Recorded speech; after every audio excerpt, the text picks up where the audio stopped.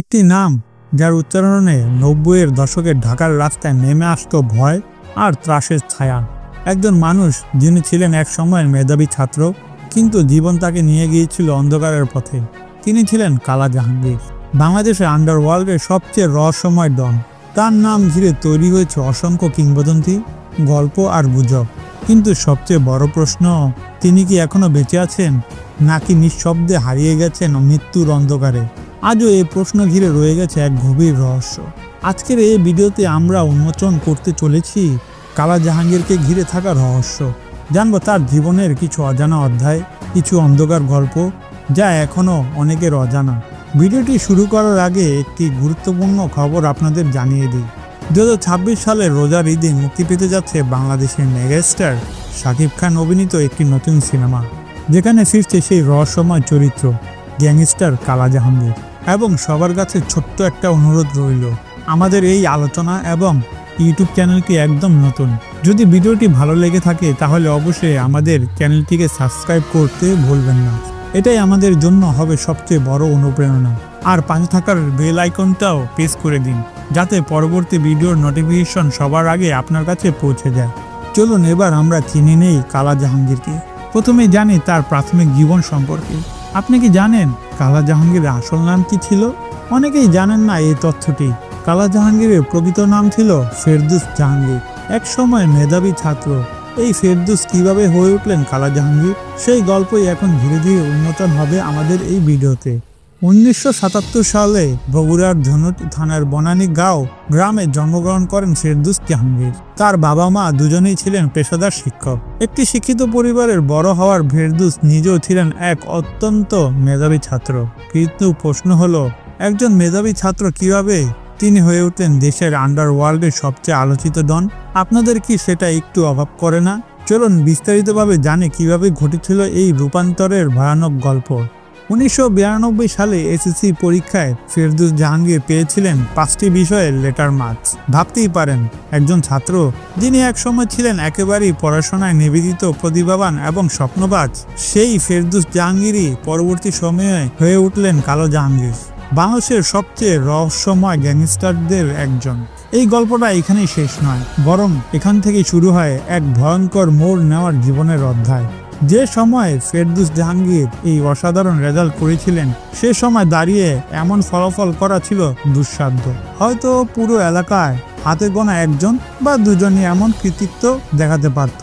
সবার মনে তখন একটাই বিশ্বাস ছিল, এই ছেলেটি একদিন অনেক বড় কিছু হবে, হয়তো একজন শিক্ষাবিদ, হয়তো দেশের জন্য কিছু করা একজন মহান ব্যক্তি। কিন্তু ভাগ্যের নির্মম পরিহাস, সেই আশাগুলো এক সময় উল্টে গেল পুরোপুরি। স্বপ্নগুলো ভেঙে পড়ল, আর একজন মেধাবী তরুণ হারিয়ে গেল অন্ধকারের এক জগতে। মায়ের চাকরির বদলির কারণে ফেরদৌস জাহাঙ্গীর চলে আসেন ঢাকার ইব্রাহিমপুর গ্রামে। একটি নতুন জায়গা, নতুন পরিবেশ, নতুন মানুষ, আর এখানেই ধীরে ধীরে বদলে যেতে থাকে তার জীবনের গতি। এক সময় শান্ত, নম্র আর ভদ্র ছেলেটি কিভাবে যেন জড়িয়ে পড়তে শুরু করে স্থানীয় গুন্ডাদের আড্ডায়। প্রথমে কৌতূহল, পরে বন্ধুত্ব, আর শেষমেশ গভীর জড়ানো।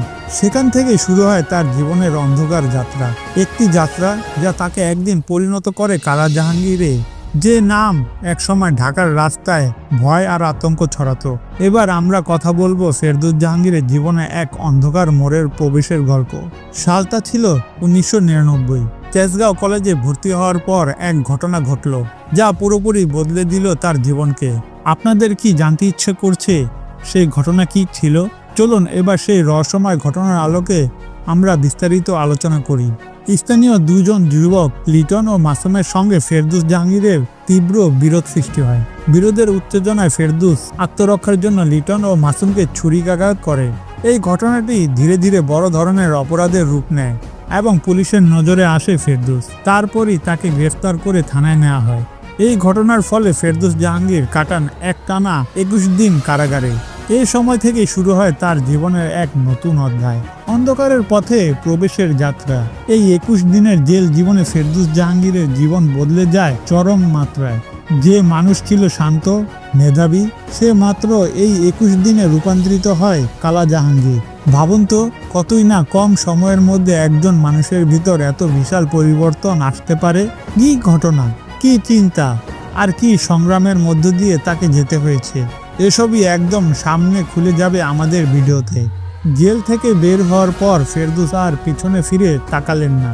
তিনি নিজের গ্যাং গড়ে তুললেন, যার নাম রাখলেন ব্ল্যাক প্যান্থার।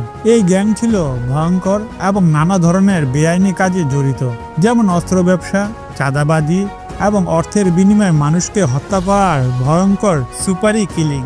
ব্ল্যাক প্যান্থার ছিল সেই দলের নাম, যা ঢাকার অন্ধকার রাস্তায় আতঙ্ক ছড়াতো। এই সব কর্মকাণ্ডের মধ্যে ব্ল্যাক প্যান্থার গ্যাংটি ব্যাপক খ্যাত এবং কখনো কখনো কুখ্যাত হয়ে শুরু করে।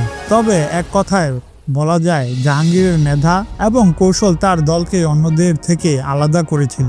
সে ছিল শুধু কেবল গ্যাংস্টার নয়, একজন চালাক নেতা, যিনি দলকে কঠিন পরিস্থিতিতেও টিকিয়ে রাখতে জানতেন। জাহাঙ্গীর ছিলেন একজন ভীষণ শান্ত স্বভাবের, নম্র এবং মেধাবী মানুষ। একই সঙ্গে তিনি ছিলেন অত্যন্ত ধূর্ত ও চালাক।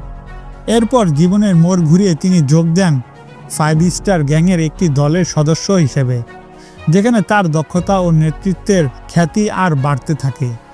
এবং সেই সময় তার সঙ্গে ছিল পিচ্চি হান্নানের নামও। আরেকটা তথ্য দিতে চাই, সোশ্যাল মিডিয়ায় বেশ রটনা চলেছে যে যেভাবে কালা জাহাঙ্গীরের চরিত্র এবার দেখা যাবে বাংলাদেশ মেগাস্টার শাকিব খানকে, ঠিক তেমনি পিচ্চি হান্নানের চরিত্রে অভিনয় করবেন দেশের জনপ্রিয় অভিনেতা মোশাররফ করিম। এই সিনেমা মুক্তি পাবে আসন্ন 2026 সালের রোজার ঈদে, যা ইতিমধ্যেই তৈরি করেছে সমগ্র দেশের মধ্যে ব্যাপক উৎসাহ। আসলে আমি একটু সিনেমার কথাই বললাম, এখন ফিরে আসি আসল গল্পে। পিচ্চি হান্নান আর কালা জাহাঙ্গীরের সম্পর্কে আসলে কেমন ছিল? যখন কালা জাহাঙ্গীর যোগ দেন 5 স্টার গ্রুপে, তখনই পিচ্চি হান্নান তার সবচেয়ে ঘনিষ্ঠ সঙ্গী হয়ে ওঠে। এই জুটি ধীরে ধীরে ঢাকার আন্ডারওয়ার্ল্ডের সবচেয়ে ভয়ঙ্কর ও কুখ্যাত ট্রাস হিসেবে পরিচিত পেতে শুরু করে। 1996 সালে কালা জাহাঙ্গীর এমন এক পর্যায়ে পৌঁছে যান যেখানে তার ক্ষমতা এতটাই শক্তিশালী হয়ে ওঠে যে তাকে চ্যালেঞ্জ দেওয়ার মতো সেই সময়ে বাংলাদেশে আর কেউ ছিল না। এবার আমরা আসছি তৃতীয় ও সবচেয়ে গুরুত্বপূর্ণ সেগমেন্ট। এই ঘটনার মধ্যে উঠে এসেছে তার অপরাধের ভয়াবহ চিত্র এবং রাজনৈতিক মদদের কথাও। কালা জাহাঙ্গীর শুধুমাত্র একজন গ্যাংস্টারই ছিলেন না, তার রাজনৈতিক সংযোগে তাকে এক অনন্য জায়গায় বসিয়েছে, যা তাকে সাধারণ অপরাধীর চেয়েও অনেক বেশি প্রভাবশালী এবং রহস্যময় করেছে। তার বিরুদ্ধে 6 জন ওয়ার্ড কমিশনার সহ মোট 12টি খুনের মামলা ছিল। এছাড়া তিনি ছিলেন ইন্টারপোলের মোস্ট ওয়ান্টেড তালিকার নাম থাকা একজন ব্যক্তি। কিন্তু অবাক হওয়ার ব্যাপার হলো, তিনি কখনোই পুলিশের হাতে ধরা পড়েননি। যেসব গাড়িতে তিনি চলাফেরা করতেন সেগুলো সর্বদা প্রচণ্ড নিরাপত্তার আওতায় থাকত। জাহাঙ্গীর, বা যাকে সবাই কালা জাহাঙ্গীর নামে জানত, সে ছিল একদম সাবধান, এদিক সেদিক লুকিয়ে চলত এবং গোপনীয়তাকে সর্বোচ্চ গুরুত্ব দিত। অবাক একটি বিষয় হলো 2003 সালের পর থেকে কালা জাহাঙ্গীর যেন হাওয়ার মতো উড়ে গিয়েছিল। পথ প্রান্তে কোনো ট্রেস মিলছে না তার, সেই হঠাৎ গায়েব হয়ে গেল। যে মানুষকে কেউ ভেবে পারত না হারিয়ে যেতে পারে, সে হারিয়ে গেল মায়ার মতো। তার অদৃশ্য হয়ে যাওয়া নিয়ে আজকেও চলছে নানা রকম গুজব ও রহস্যময় গল্প। একটি সূত্রের কথা, 2003 সালের ডিসেম্বরের শেষের দিকে কালা জাহাঙ্গীর নিজেই ঢাকার এক রাস্তায় পিস্তল দিয়ে আত্মহত্যা করেন। তার সহযোগী শাহজাদা সেই সময় পুলিশকে এই কথা জানান। অন্যদিকে জানা যায় তাকে গুলশান কবরস্থানে দাফন করা হয়। অন্যদিকে একটি সম্পূর্ণ ভিন্ন গল্পও শোনা যায়। কালা জাহাঙ্গীর নাকি যশোরের সীমান্ত এলাকায় প্রতিপক্ষের হাতে খুন হয়, আর তারপর তার মুখে অ্যাসিড ঢেলে পোড়ানো হয় যেন তাকে চেনাই না যায়।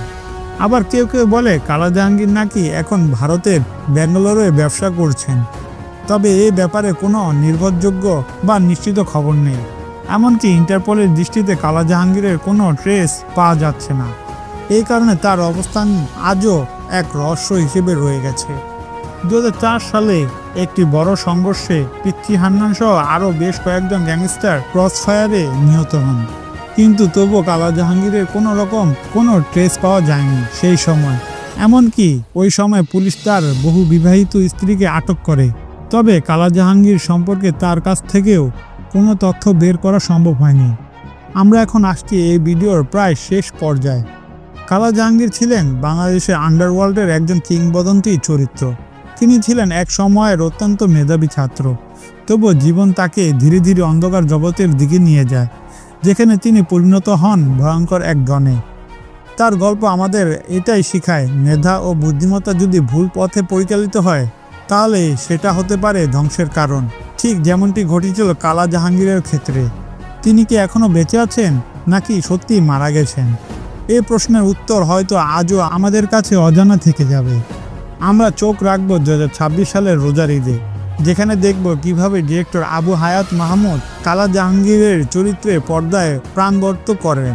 আর সেই চরিত্র দেখা যাবে বাংলাদেশের মেগাস্টার শাকিব খানকে, যিনি এই রহস্যময় ডনের গল্প ফুটিয়ে তুলবেন এক অনন্য দৃষ্টিকোণ থেকে। আপনারা যদি এই অপেক্ষায় থাকেন, আমাদের সঙ্গে থাকুন আর কমেন্ট বক্সে জানাতে ভুলবেন না।